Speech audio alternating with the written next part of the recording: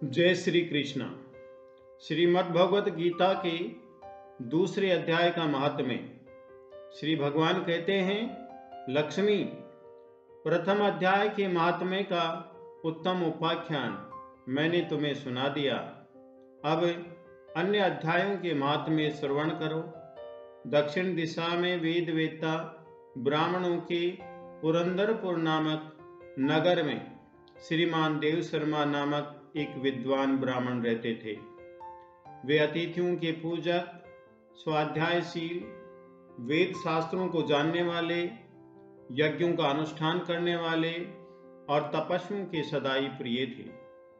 उन्होंने उत्तम द्रव्यों के द्वारा अग्नि में हवन करके लंबे समय तक देवताओं को संतुष्ट किया, किंतु उन धर्मात्मा ब्राह्मण को कभी सदा रहने वाली शांति नहीं प्राप्त हुई। वे परम कल्याणमय तत्व का ज्ञान प्राप्त करने की इच्छा से प्रतिदिन अत्यधिक सामग्रियों के द्वारा सत्य संकल्प वाले तपस्वियों की सेवा करने लगे। इस प्रकार शुभ आचरण करते हुए उन्हें बहुत समय बीत गया। इसके बाद एक दिन पृथ्वी पर उनके सामने एक त्यागी महात्मा प्रकट हुए। वे पूर्ण अनुभवी, इच्छा रहित, नाक के आगे के भाग पर दृष्टि रखने वाले तथा शांत चित्त थे। निरंतर परमात्मा के चिंतन में लगे रहने वाले वे सदा आनंद विभोर रहते थे। देव शर्मा ने उन नित्य संतुष्ट तपस्वी को शुद्ध भाव से प्रणाम किया और पूछा, महात्मन, मुझे शांतिमय स्थिति कैसे प्राप्त होगी? तब उन आत्मज्ञानी संत ने देव शर्मा को श्योपुर गांव के निवासी मित्रवान का, जो बकरियों का चरवाहा था, परिचय दिया और कहा, वही तुम्हें उपदेश देगा। ये सुनकर देव शर्मा ने महात्मा के चरणों की वंदन और समृद्धशाली श्योपुर ग्राम में पहुंचकर उसके उत्तर भाग में एक विशाल वन देखा। उसी वन में नदी के किनारे एक शिला पर मित्रवान बैठा था।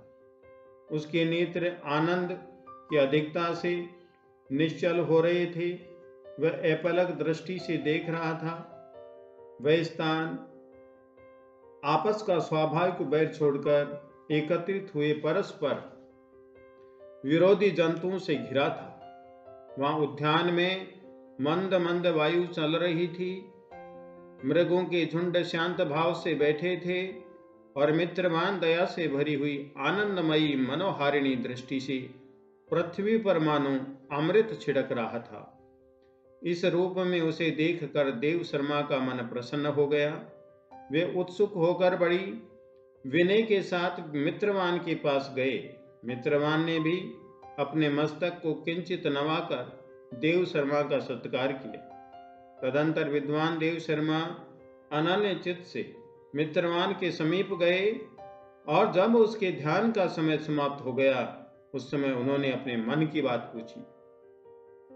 हे महाभाग, मैं आत्मा का ज्ञान प्राप्त करना चाहता हूँ। मेरे इस मनोरथ की पूर्ति के लिए मुझे किसी ऐसे उपाय का उपदेश कीजिए जिसके द्वारा सिद्धि प्राप्त हो चुकी हो। देव शर्मा की बात सुनकर मित्रवान ने एक क्षण तक कुछ विचार किया। उसके बाद इस प्रकार कहा, विद्वान, एक समय की बात है, मैं वन के भीतर बकरियों की रक्षा कर रहा था। इतने में ही एक भयंकर व्याघ्र मेरी दृष्टि पड़ी। इतने में ही एक भयंकर व्याघ्र पर मेरी दृष्टि पड़ी, जो मानो सबको ग्रस लेना चाहता था। मैं मृत्यु से डरता था, इसलिए व्याघ्र को आते देख बकरियों के झुंड को आगे करके वहां से भाग चला।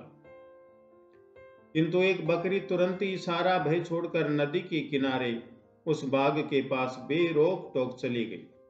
फिर तो व्याघ्र भी द्वेष छोड़कर चुपचाप खड़ा हो गया। उसे इस अवस्था में देखकर बकरी बोली, व्याघ्र, तुम्हें तो अभिष्ट भोजन प्राप्त हुआ है। मेरे शरीर से मांस निकालकर प्रेम पूर्वक खाओ ना। तुम इतनी देर से खड़े क्यों हो?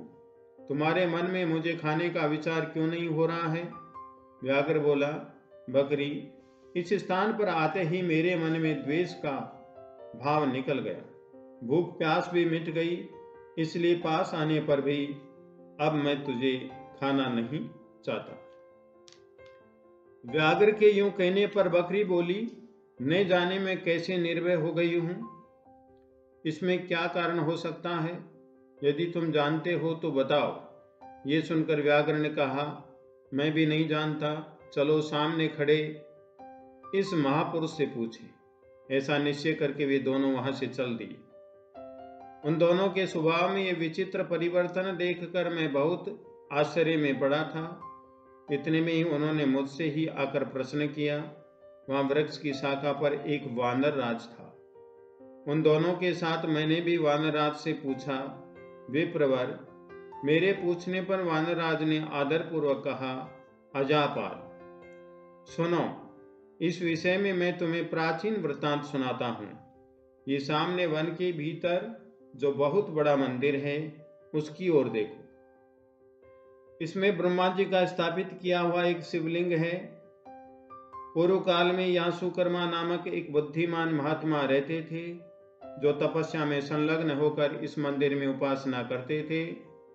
वे वन में से फूलों का संग्रह कर लाते और नदी के जल से पूजनीय भगवान शंकर को स्नान कराकर उन्हीं से उनकी पूजा किया करते थे।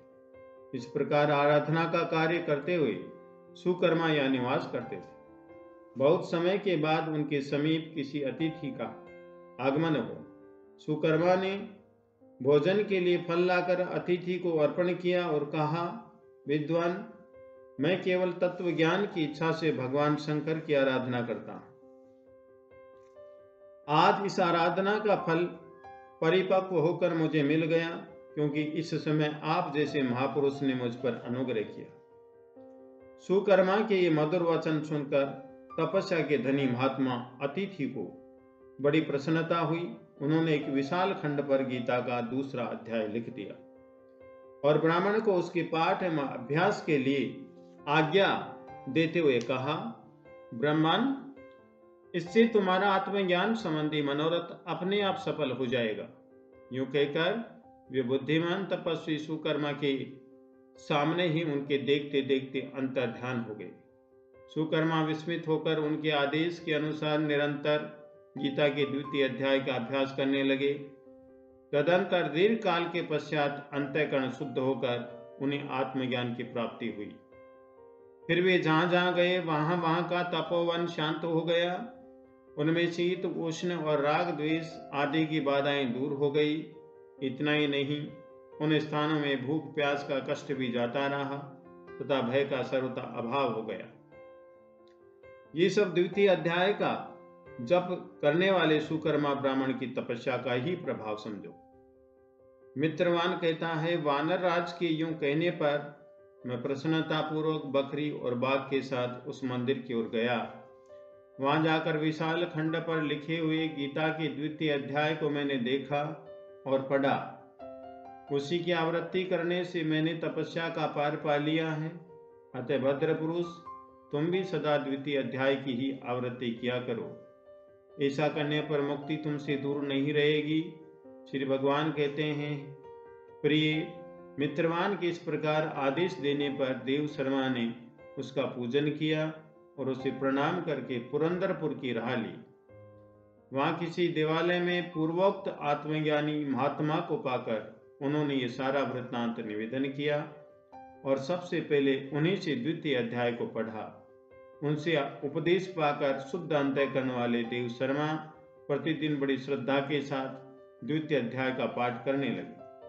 तब से उन्होंने अनवद्य परम पद को प्राप्त कर लिया। लक्ष्मी, ये द्वितीय अध्याय का उपाख्यान कहा गया है। जय श्री कृष्ण।